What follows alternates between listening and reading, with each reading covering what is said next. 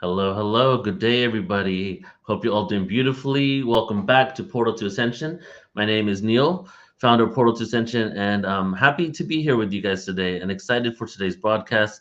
Been going live quite a lot lately, and it's been pretty awesome introducing not only new people to the platform, but also bringing in some of my friends and colleagues and just having more discussions going deep into the work. And I truly enjoy just having these conversations and getting to know the people that I'm working with, at these conferences on a deeper level. And you saw yesterday, you might have tuned into Jerry Sargent's interview, where it was kind of a raw situation where I really um, didn't know too much about him, and we had a moment to really just talk about his life journey and what brought him to this work right now. And then today, I'm going to be bringing on another guest, and I'm excited for this guest because we're Debbi Dachinger. We've been working together. We only met each other less than a year ago. We've been connected, but we met each other in person in, I think it was November of last year or December at a UFO conference in Mexico. And since that moment, we hung out there. We became really good friends within like 3 days. Like we dropped in very deeply.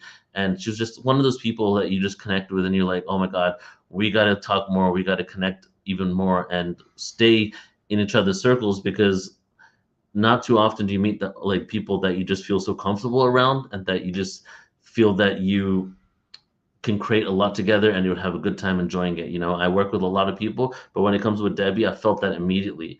Felt it so much so that I've invited her to many different productions that we have going on this year. So I'm excited for you not only to learn about Debbi's work and life, but this is also a moment in her life where she's evolving to a whole other level. So I met her right at the right time, and she's going to be on a few of our events. Like I said, we have the Galactic Origins Cruise at the end of this year, December 14th to the 21st, the Galactic Origins Cruise, galacticorigins.cruise.com, and she will be a speaker there. And then we also have Ascension Glastonbury, our Portals to Ascension annual conference in Glastonbury, ascensionglastonbury.com. Check it out. For the Glastonbury one, if you can't attend live, you can actually come and join us for the live stream as well. So she'll also be a presenter at that one too. And she's been taking some of our guests and interviewing it on her show as well, her podcast on YouTube and all other major platforms. And she'll tell you about that in a moment. So let me go ahead and introduce Debbi. Debbi Dachinger is a transformational leader helping spiritual messengers amplify their voices and reach a global audience. As a renowned media personality, Debbi specializes in translating complex ideas into accessible books and media interviews, ensuring her clients achieve unparalleled success in their mission. Debbi is a certified shamanic energy practitioner, leveraging her spiritual gifts to facilitate profound healing and transformation in private and group sessions. She's certified wine specialist and lead singer of the medicine band Lions of Lyra, using music as a powerful tool for healing and awakening. She has a deep passion for spirituality, community, UFOs, and extraterrestrial awareness and healing work. She's been featured guest over 2,000 media outlets, including George Norrie's Beyond Belief on Gaia TV. She's a host of award-winning Dare to Dream podcast, where she explores topics such as extraterrestrial channeling and psychic phenomena. Author of several internationally best-selling books, including Dare to Dream, This Life Counts, A Secret Guide to Making Your Dreams a Reality, and Wisdom to Success, The Surefire Secrets to Accomplish All Your Dreams. She has received numerous awards for her work, including the Podcast Icon of Influence and the Broadcasting Industry Lifetime Achievement Award. So everybody, please join me in welcoming to Portal Ascension, Debbi Dachinger. Hey, thank you Hey, for having Debbi. me, Neil. Oh my goodness. Thank you for being I'm here. really happy to be here. And I want to acknowledge you too for being such a pioneer and being so bold with your curiosity, with everything you believe to be true, and opening portals for all of Mhm. us to step into and learn more. It's Thank amazing what you. you've created.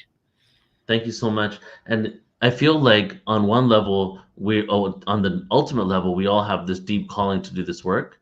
But then one thing that connects us all in this is our deep curiosity to uncover more, like what is behind the veil, like what's beyond this reality. And that's, I'm sure on some level in your life, that's what's been going on with you. And you have your own podcast where you get to go deep into it. And I know ETs and channeling is a huge component of that. The amount of you're probably one of the people in the world that's heard the most messages from space than most other people. Mm. You know, so I love to hear, like, let's just start out with your journey and your story. What was your life like? Was there a pre-awakening Debbi? And then how did you get to a moment where you started opening up to these greater truths? Yeah, absolutely. There was a non-awake Debbi, and she was raised Jewish and loved the religion. I loved it because it was full of dance and fun and food and ritual. I love ritual, but I never met God there, right? Um, but I sang in choir and had a blast. And I grew up in New York, and what's very interesting, Neil, is when you look back, and I think looking back is like beyond 2020, I see all these reference points. I was the kid, like in my family, my mother would say, for any celebration, you can have a book. So we go to a bookstore. And I was the kid going, I want that tarot book. I want that astrology book. I was so clearly born to be really uber spiritual. But my whole life, I think I was, trying to be mainstream. And it wasn't until I did my show. I moved out here to LA. I went to USC. I majored in performing arts, and I was a professional actress and singer for most of my life. And then something big changed, and I was like, whoa, what do I do with this? This has been my identity since I'm a little girl. And it got so it just prevailed so much, it wouldn't let up, that I finally said, I surrender. I don't know what this is. I don't even surrender, but I'm going to surrender. Take it and let's see where this journey goes. And so for 3 years, I was trying wonderful things, like wonderful. I did some cartoon voices and got paid really well. And I was singing with a big band and a jazz band and doing jewelry and like Beverly Hills stores and beautiful, but none of them was it. And then I saw there was an ad for a radio station in Hollywood looking for a voice. And I thought, oh my God, this is so perfect.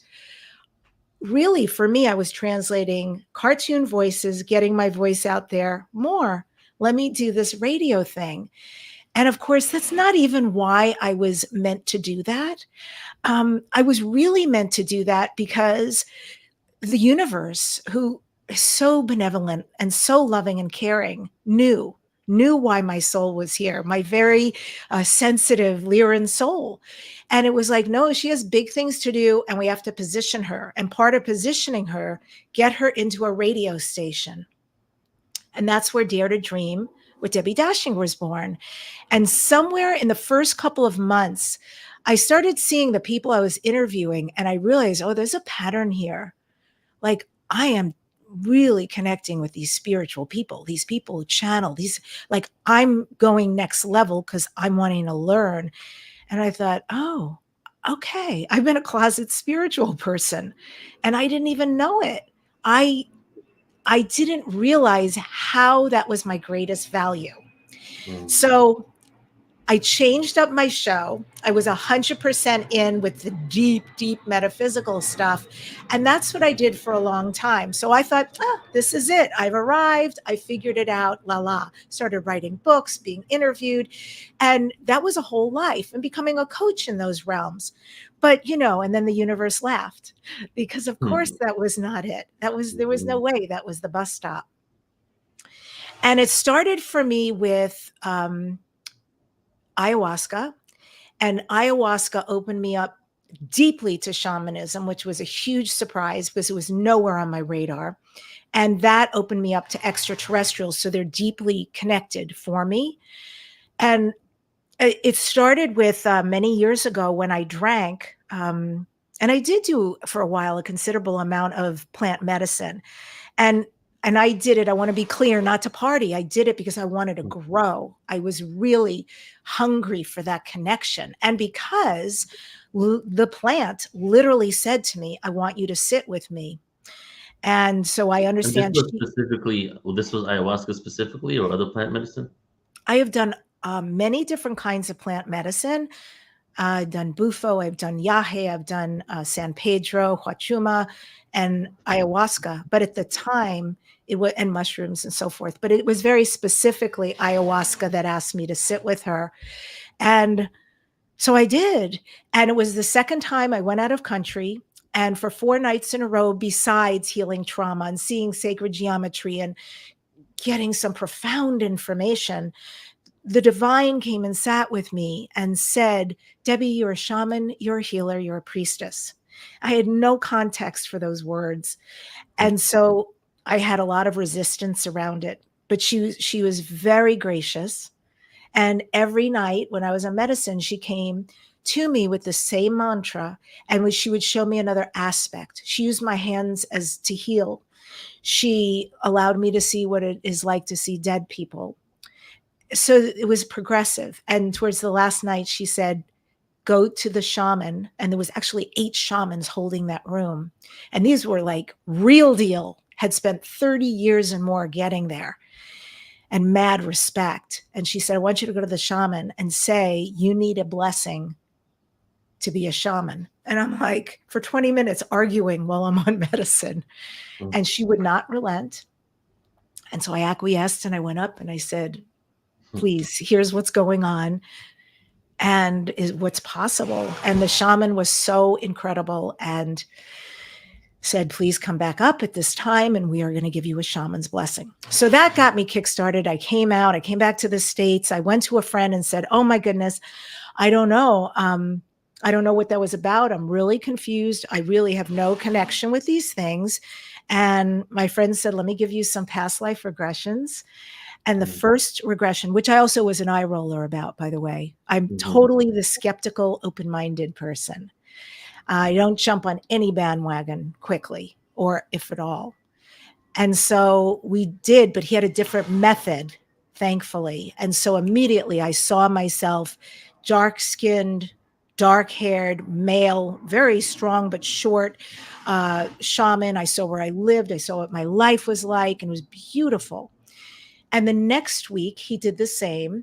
And I saw I was a 7-foot-tall Mayan priestess living in a temple and the leader of my people. And I spent, it felt like an entire day with her.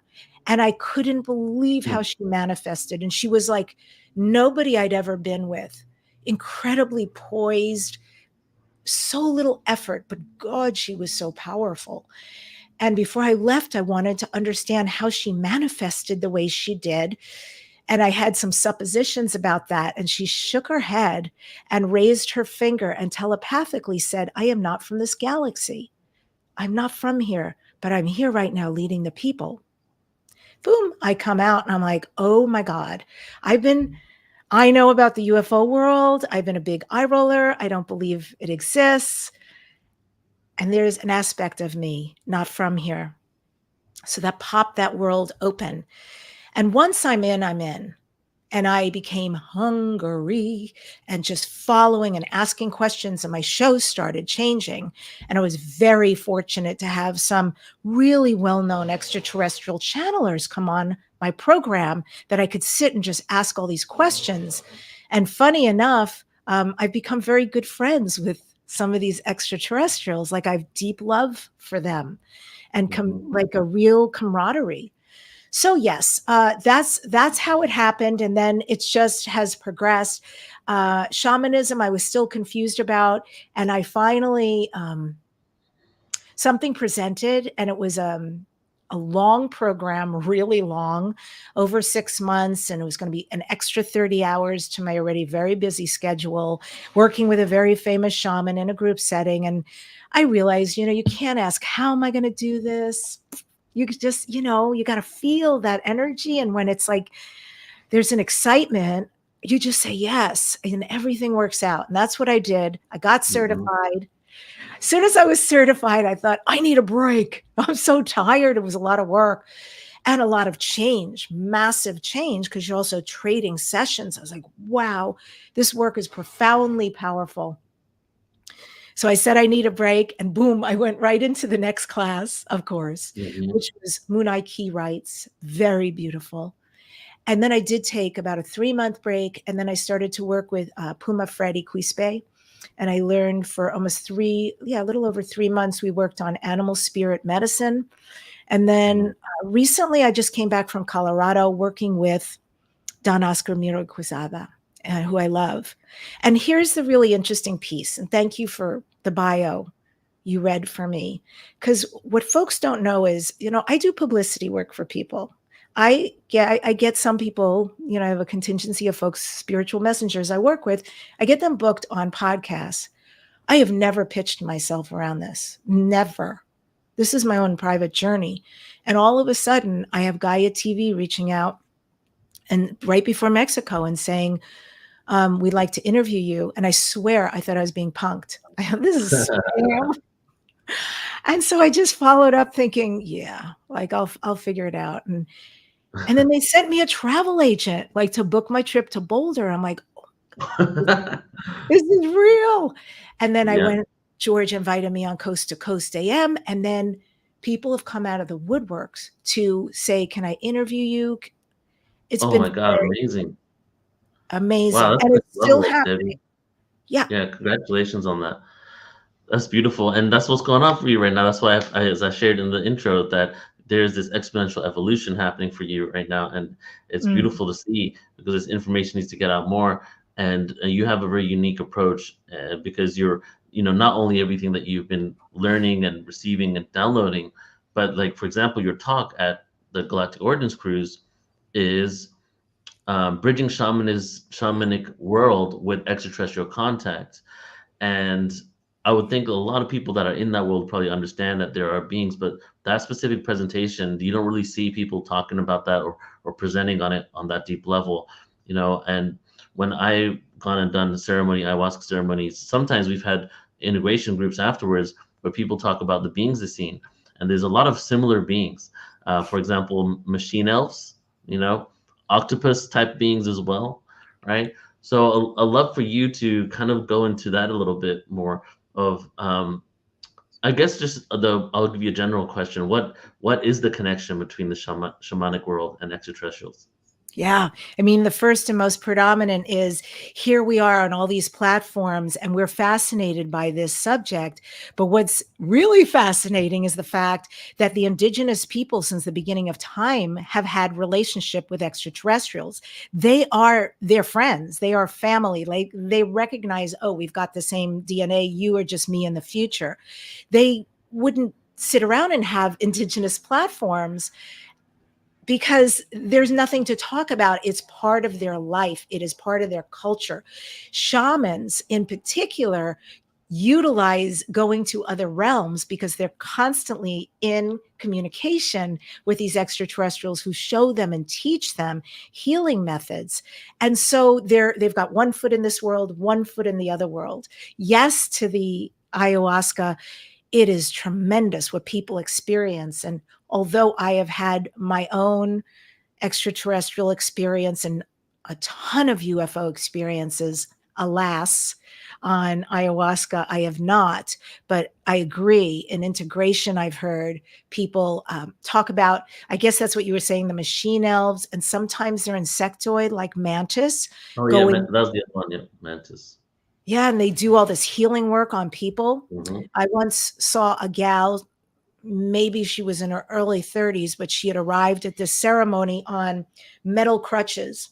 I mean, she could not walk to the front of the room. She had to be helped, whatever was happening with her body.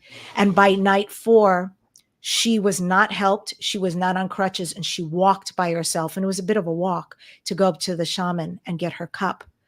And so I've seen amazing things. And that's just in that world. And then, I'll also say that when you consider the Amazon forest, tens of thousands of plants, teeming with plants. So how did a shaman walk in and amongst tens of thousands of plants say, oh, that plant, that vine, let's mix them together with water and we'll create this psychedelic brew that will help heal people? Right. No, right? So especially in Peru, they say, no, we were taught by the extraterrestrials who showed us exactly which plant and vine and how to mix it together to create something very powerful. And Mm-hmm. I'll just say, for fairness, in other cultures, because there's shamans all over the world in countries, you'd be surprised that there are other shamans who say the plants told us, because right, we're connected to everything, and the plants have wisdom. And so they taught them. So Right. extraterrestrial shamans, but that's how it got to us. And that's why it's with us so big right now, because the shamans know we are in a Pachacuti right now, a time of great change in order to Mm-hmm. set humanity and the earth right. And so a lot of their practices are more and more, bleeding in, if you will, but because they have sanctioned it so that we start to receive this information. Mm. And I want to go deep into that in a second here. And but in regards to plants, it's also like, how do we know what to eat and not to eat? And mainstream says that it was like trial and error, basically, with eating all types of stuff and probably dying from it. But I feel the consciousness, we were able to communicate with the plants. I agree with that. Are you familiar with the Dogon and what they say about cannabis? No, I'm not into that at all. I don't I Okay. don't hold anything except for something to fall asleep like CBD, but Okay. no, Yeah, I'm but I not was gonna doing say that the Dogons say that cannabis was a gift from the Sirius star system, that. and Mm. it's called cannabis translates to two dog plant. That's what it means in English. And the reason why it's called a two dog plant is because it came from the two dog star system, Sirius A and B. Beautiful. I So believe, that, I believe. I'm going to close this. There's some kind of yeah, go construction. for it. Okay. Ta-da. So I'd love to go deeper now into your Lyran connections. I was texting with Flo just while you were talking to him just after he spoke to you, and he is like, "So you're going to be on the Lyran conference." Well, he's in communication with you about the conference we'll do later on that in October. And I was just like, "Oh yeah, of course!" Like you even emailed me the other day, Debbi of Lyra, and then Lions of Lyra. I didn't connect the dots. So I would love to know how that unfolded for you, and what is that exactly? Maybe you can even speak about who the Lyrans are and what their history is with Earth and humans. Yeah. I feel so deeply connected. I have other galactic connections. My inception was Elohim, and then I went through the Antares Scorpio Stargate and was became a Lyran. Yeah. Whoa. And Okay, we're gonna talk about that one too. yeah, I've had quite a history, but apparently it's been Lyra, Lyra, Lyra. And I'm trying to remember when this began for me, but I think so. Someone who's coming on the cruise and is a very dear friend of mine, she's become over the years a very dear friend of mine, is Debbi Solaris. And I am Hmm. so fortunate that, she's just so popular now. She cannot do private sessions anymore because she's so out there in a beautiful way. But I had a reading with her back when she did galactic Akashic record readings. And if you guys haven't had one, there's great people out there, not just Debbi. Go do it. It changes your life. And so she started explaining my lineage. It was something I'd always wanted instead of like ancestry.com, like Hmm. boring, but I wanted like something deep and my entire soul travel. And so she talked a lot with me about Lyra and how that is a big part of who I am. Apparently, I have always, in some way, been into sound healing, into communication, into vibration, and interesting, right? Healer, but using those modalities. And so, yeah, I was part of what happened when the Dracos, and it's like, honestly, when I hear the story, I can very well imagine that was me. I really love people. I can be trusting, although I have great discernment today. But I can imagine being that innocent that while the Dracos were very desirous of the planet and getting rid of the Lyran people, that the Lyrans who were being warned over and over, these breed, this particular brand, if you will, of reptilians are not up for good, although they were presenting themselves as being, affable. The Lyrans just chose to believe them. And of course, the people who were warning them were correct. So they did come after the Lyrans. They did go after to destroy the planet. And yeah, it was a mess.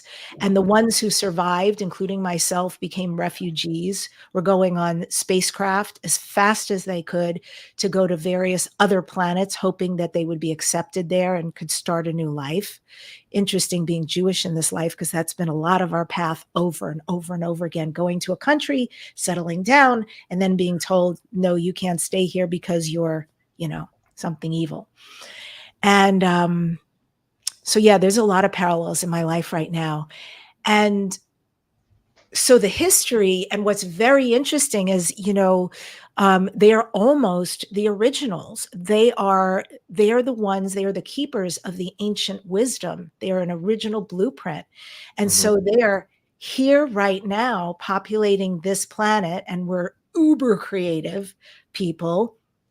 But we are here because it is a time where guidance is needed. And all the stuff Earth 3D folks have been trying haven't been working, and they got us where we are right now. So it is time to bring out the big, you can't say guns because that's a warlike thing, but the big incense sticks, the big musical instruments, right? And do some like ancient wisdom, kumbaya, like to bring people together, to remember, like to have reverence for this beautiful entity, living entity called Mother Earth, Mama Gaia, right? For, everybody. And this amazing idea, anyone who's a metaphysician knows that we speak about we are all connected. We are all one. Nobody is separate. Energy is everything. Energy is. And if that's true, then not only is that so if someone doesn't look like us, act like us, have the same sexuality, come from the same language, culture, gender, whatever, that should be an energy is everything. And other planets, right? Other galaxies is like, and then there's that whole conversation about DNA that proves that we are literally related. So yes, the Lyrans profoundly are here as very creative leaders right now, and love to get their message out there. Like, and some of them, like Jerry Sargent, have a little bit more military energy. And I'm not saying he's militaristic. He's beautiful in the work he does, right? But he has a little more of that. And I've got a little bit, more here in the heart. So there's a lot of different Lyrans out there who carry different kinds of energy that are all beautiful contributions to what we're doing. And then I'll just end with this. This is really cool. I always wanted Vashta, the famous galactic artist. I always wanted her to do a portrait of me. And you can't get in to see her. Like, she's just booked for years. And I have a dear friend who is really good friends with her. And he said, I promise you, when she's free, I'm going to let you know. I'm going to get you in there. And then time goes by, like a year and a half went by. And he reached out after a year and a half and said, by the way, Vashta is free. She's just about to take new clients. I told her about you. I want to get you in. And I'm like, what kind of stellar human being are you that you would remember after a year and a half? Like, yeah, that's amazing. And so, yes, it took her many months. I didn't tell her anything. And she painted this phenomenal picture of me, phenomenal, as a lioness. With sacred, like, it looks like there's almost like claw marks, but she said it's more like Mercury, like sacred technology. And she has this big blue kind of crystal in her third eye and a big star near her heart. And everything around her is moving, including her hood. And Vashta said it's because she's so powerful. She just heals with her being and with sound and with frequency. So it's now a painting on my wall, this Lyran Wow. aspect of me. That's beautiful. It's so interesting that I interviewed Jerry yesterday, and we had a whole thing on Lyrans as well. Because those themes, I just love to see how themes repeat themselves. Obviously, there's something going on with this Lyran energy. 2 days in a row, I'm having a conversation about it, right, and speaking to different representatives of different tribes in that area. Now, you mentioned Antares, and are you familiar with Tony Ghazi? Yes. Yeah, I Okay, hung out with so him in Contact in the Desert, and he's coming on my show soon. you know he channels a mantis being from Antares, right? I am so And excited. Yes. like, okay, so I'll just tell you my story on Antares really quick. And I want you to tell me what you found out or how you found this information out. Um, 3 years ago now, 2.5 years ago, something like that, I was in Mount Shasta, staying with Joan of Angels. We had our own house there, and we were doing a mushroom ceremony together, and it was to deepen our connection, our friendship, and work together, right? And so as we're doing this, like we're just like this is now we're like 4 or 5 hours into it, and now the energy is just high. We're just like all ecstatic and everything, and then Joan just starts shouting, "Antares, Antares!" and we don't know what Antares is. We've never heard of it, and I'm like, "What?" She goes, "You're from Antares." So I bust out my notebook and I start writing everything she's saying down.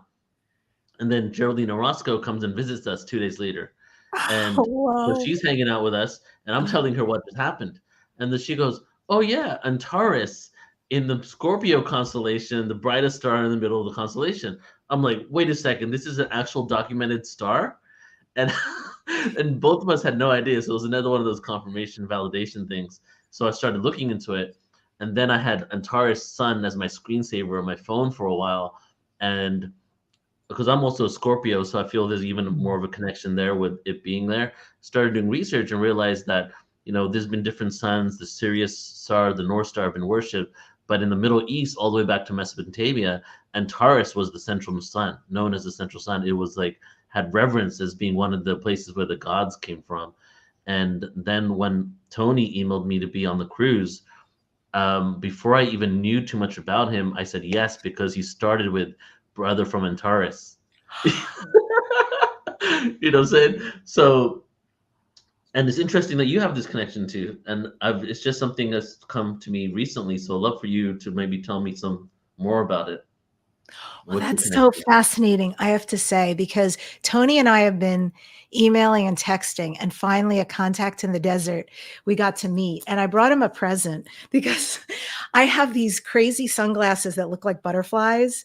It's just one of those things like they're blue. And if I wear them, people always stop me and it's like, usually it's like, oh my God, that's fabulous. And so I had to buy him a pair and bring it to him as like a Antares friendship kind of thing, little butterflies. And of course, Yeah. he always gets dressed up in the beautiful garb and puts symbols, sacred symbols on his face and stuff.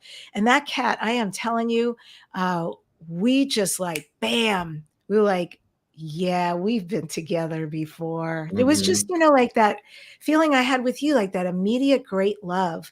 And it doesn't happen that often. I do like a lot of people, but I don't Yeah. get that kind of boof a Same. lot. Same. So yes, I mean, and he's super special. I don't know much about it because I know that was my way station. Maybe that's where I was hanging out with you first and him, but I was definitely there. Debbi Solaris explained to me, and yeah, and by the way, I know some people say some kind of iffy things about mantis people, but I just want to say I only know beautiful things about mantis, and mantis come literally, the green mantis come right to our door. We pick them up, we spend time, we feel like it's a message. And I know them to be great scientists and healers. And so Hmm. I have prayed, like if something's been going on with my body, I've prayed to the mantis, like, please come, in my dreams or anytime. But Yeah.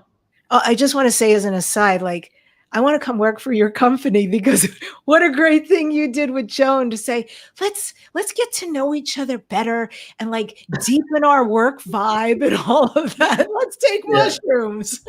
Well, that's my intention and goal is to have like a whole crew of people working for us, and we routinely do ceremonies together to work things out. Because a lot of things happen, Wow. and it's so funny because when we did the ceremony, Joan said, "Okay, we're not going into trauma this time." Because so many times I do ceremonies, I just go into like this like hole of processing my trauma, my past life, this life, and I'm crying and releasing, which is beautiful. I've had those experiences quite a lot, but we had to make the intention not to go there because we were trying to do it together, and often like I might just want to go in my core on my own process. Yeah, absolutely. That is so interesting. And I know a lot of people like that. I have a lot of friends who that's their process. So they just get under a blanket. I am like, boom, immediately one with nature, one with all things. I live in the matrix of music. I start singing in ways that are just like not the way I sing usually. I Wow. see fairies. I get messages. They're always accurate because I've had some profound things happen on mushrooms. Mhm. It's probably my favorite of all things, plants to ingest. So we have money. Mine too. Actually, is my favorite. Maniac said here, Antares is also one of the four royal stars closely connected to Archangel Uriel. Mm, Thank you for sharing that. that So, is cool. something I'm curious about, and maybe like, and when I first started doing this work, or even before I started the work, like pre 2008, I was just going to hundreds of channeling experiences. I was like really into channeling. And then when I started 2008, 2009, 2010, I hosted like maybe 2 to 300 channeling workshops across the US. That was how I learned how to produce events. I took my friend who channeled a being called a Dronus from the sixth density of Sirius, and we did 100 events in 1 year up and down the coast nonstop, living out of the car for the most part, relying on enough money from one event to have gas money to go to the next event, kind of thing, canon and everything. So I learned a lot of information from channels, and there was something that I started wondering, I guess more recently, is there a connection between the Hathors and the Lyrans? And maybe do you have any information on that? Because the Hathor beings are also known to be very musical frequencies, tones. They have feline faces, and from what you're saying to me right now, is that that was also a huge component of the Lyrans, and they look very similar. That Have is you heard of so that? interesting. That you're making me think, and I have to say, just instinctually, I have to say yes because I know that a lot of Lyrans who were able to escape to another planet and then eventually made the choice to come to Earth went to Egypt. And the same thing with Mm, the Lemurians who made it out safely from that catastrophe. So I do think there is something there. And I have very deep lifetimes also in Egypt, without a doubt, connected to Isis and to the temple of the sacred sexuality, where mhm. Mary Magdalene spent a lot of time. So, yeah, I do think that there is something It could be there. there. Yeah, Yeah. yeah. It's so interesting because it's kind of like Earth history as well. Because I'm huge into history of Earth. There's so many things that have happened, so many tribes and civilizations, and you can't even blanket statement just one civilization. You can't just say the Pleiadians, even though that's what we do say. But there's so many dimensions and densities and different beings, and including in Lyra, like the story of Lisa Royale's Prism of Lyra story, how 3 planets were inhabited in that system before they started having their own conflicts with each other and then branching out. And one thing that really stuck out, I think it was in her story, was that after millennia after many civilizations had left Lyra and they'd gone to, Orion, all types of places, then there was another evolving that happened in Lyra on some planets, and then they had the technology to travel through space, and they started traveling through space and meeting their ancestors, and they had no idea that millions and millions of years ago people had left their own planet and went and inhabited the rest of space, started interacting with them on that level. That whole thing about timelines, about other dimensions, interdimensionality, multidimensionality, all of that, it is so mind blowing. I mean, I'm better and better wrapping my head around it, that idea, and I love that. And that is very much what we're being told about when first undeniable open contact happens, not the kind of contact we've had and the fact that it's being ramped up, but I mean where all of people on earth will know and it will be benevolent. And I'm not saying there's not dark forces out there, but we are definitely going to meet those who look the most like us. And so anyway, I think it's all fascinating because the idea is because of the shared DNA that these are our cousins, could be us in the future that we're meeting. And I love that. We're coming back to save ourselves, right?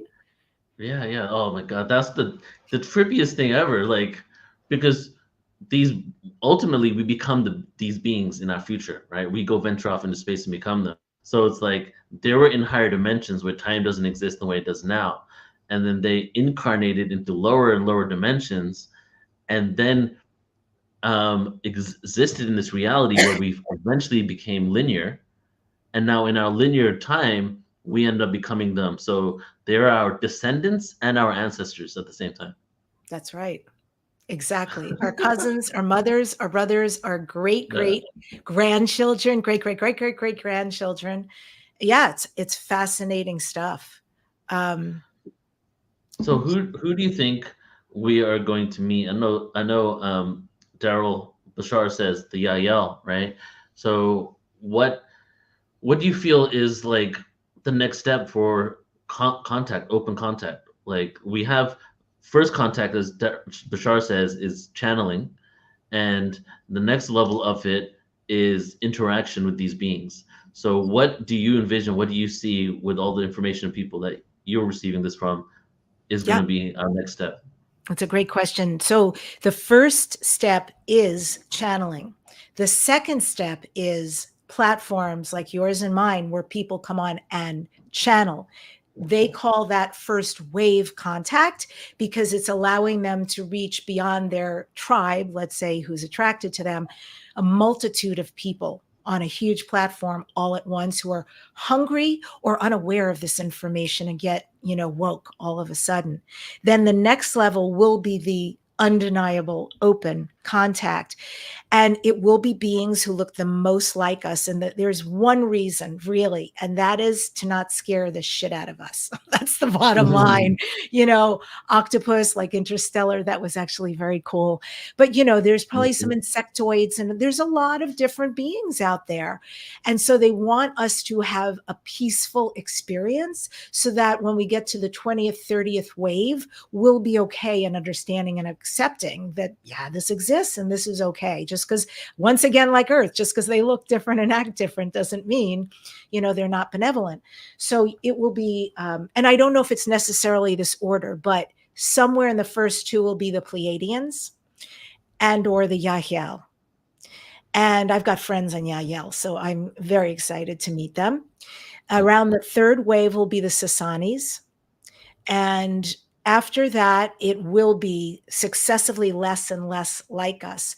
And they have been really specific, these extraterrestrials, saying, humans are so funny. I mean, first of all, there's the media that depicts them as horrible, right?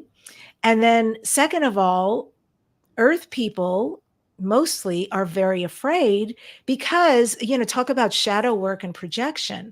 It's like we're afraid that an extraterrestrial is going to do to us what we would do to them, shoot them down, Mm. tie them up, dissect them, eat them, whatever craziness that is way more human than it is this incredibly advanced civilization that, most of them don't even have to be in physical form.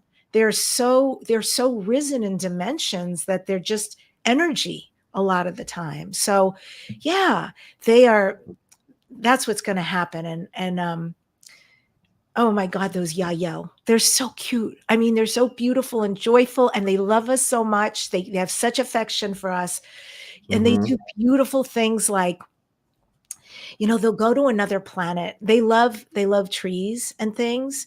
And even Lisa, while she was channeling with me one day in a project I was doing, and Sasha, her first contact specialist, who's a Pleiadian, they just, their love of nature is so beautiful and beyond. Like, we can learn so much from that. And Mm. Sasha was talking about how, they will take off, they wear a suit basically that gives them food, allows them to do all the bodily processes. They don't, pick out, I'm going to wear green today, or this necklace. They don't need to. And they will take off their suits from time to time to walk around without anything, to just literally commune Mm. with a planet. You can feel how beautiful that is. And then there's the Yael, and they will go to another planet and they'll talk to the trees, especially the young ones, and they'll tell the tree their whole story. And then they'll ask the tree's whole story. And then, if they really are in love with the tree, they will take some of its DNA back to the Yael planet, and they will mate it with one of their trees to make a hybrid. And so Huh. it's just, yeah, their practices are phenomenal. Like, their Yeah, recognition, everything is alive. Everything. right. It's interesting you said earlier that we think that they are going to do to us what we do to each other, right? That's really profound statement. It's something I say often too, is that humans, we have a projection problem. We project, like, it's so interesting because even when it comes to life, we're looking at how life would evolve on Earth in other planets. Oh, if they have water, there can be life. If they have oxygen, there can be life.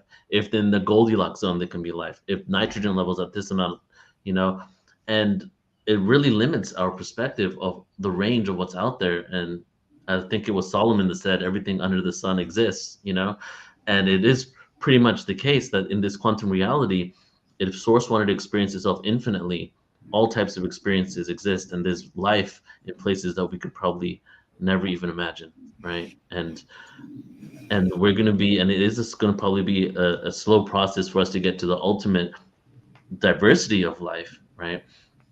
But when it comes to us interacting with these beings, do you see, well, like, I'm hopeful. I'm very hopeful, and I call myself a hopeless hopeful. Like, I'm like overly hopeful, and I feel like just in my soul, it's gonna happen like very soon. And then I'm not trying to go into like a whole like out of the present moment kind of reality, like, oh my god, everything sucks so much. But if you look at the world as it is, and um, the indoctrination, the programming, the belief systems, and then you see this other world that's coexisting, that's just waiting for us to adopt it. What do you feel the process is going to be for us to start matching the frequency of that world? Spontaneous enlightenment, or maybe a revelation, a landing? How do we reconcile this happening sooner than later with the world as we see it today? Right. You're exactly what you just said is so correct. Okay. So, on the last point you made with where we're at, they're highly aware. They don't need us to be perfect, by the way, and they've made it clear, but they're highly aware of how contentious it is right now. And they are hoping and waiting for those of us, you, me, everybody watching us right now. We are the light workers, right? We came here with great purpose. Look at you, Neil. You didn't hide your light under a bushel. You lived in a car. You traveled for a year. You put these things up till you got where you are today, 16 years later. And so you are what they're waiting for. I'm what they're waiting for. The folks who are watching this, who are coming to your cruise, coming to Glastonbury and all your online and in-person events, you folks, honestly, don't diminish your light, even in your own head, because you're so important to this. You're a piece of the puzzle of heaven here on earth. So that's one piece of it. They are watching us, and we can each, in our little ways, do so much great good for people who watch. And the other piece is every choice, a different timeline. Every choice, a different timeline. So my feeling is that we're going to be on the same timeline for this to happen. People who don't believe in this, people who, really love war and love separation. Great, have at it. Good luck with that, and your next life too. So I think that they're going to have a very different experience than us, and there'll probably be several splits at some Mm-hmm. point. And those of us who are creating the new earth, the new humanity, who are ascending, who are down for it, and we're doing the hard work, right? As well as holding the torch, I really believe we'll have it. But the timeline, it's nebulous because of us.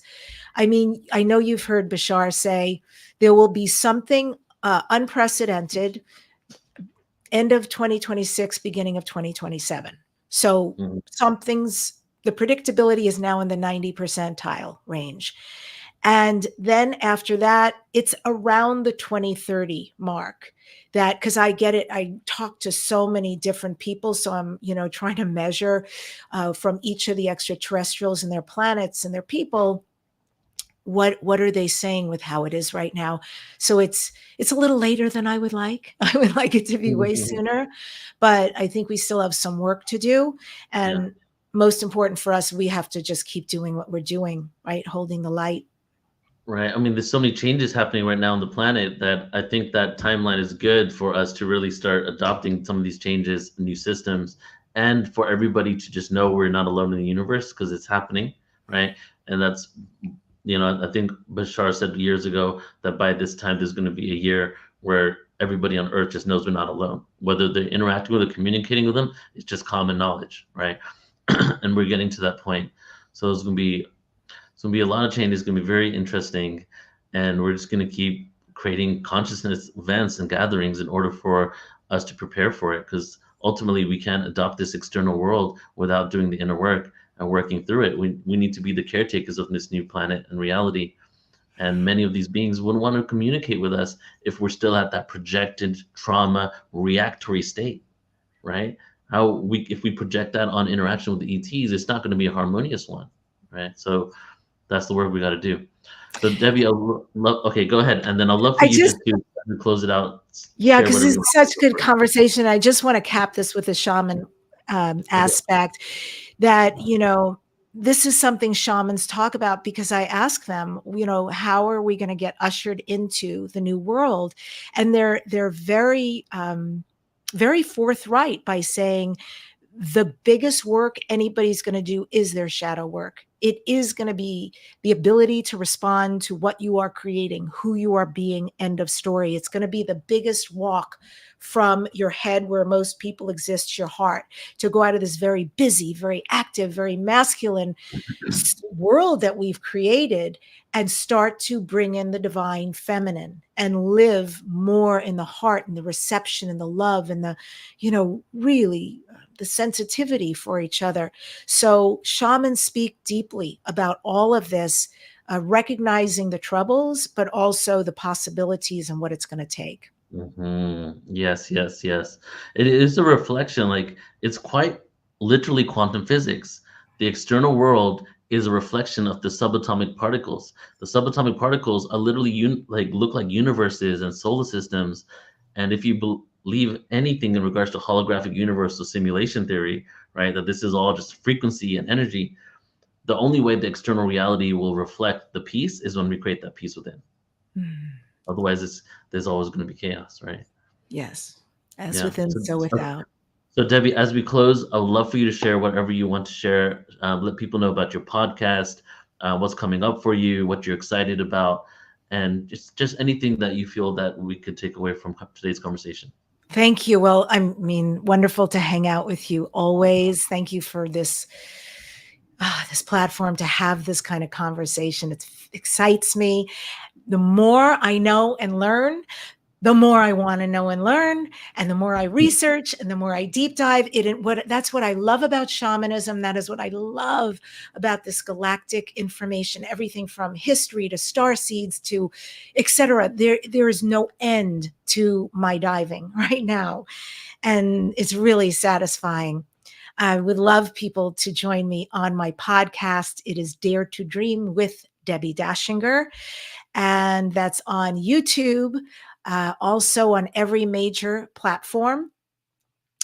And yeah, I would love to point people to Gaia TV. My interview with George Noory rolls out on June 12th on Beyond Belief.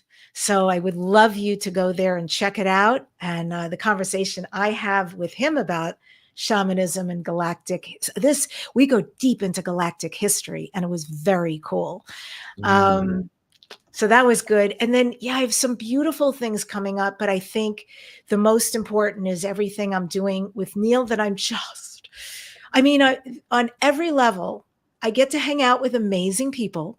When I'm not presenting, I get to see incredible other presenters that I'm excited to see.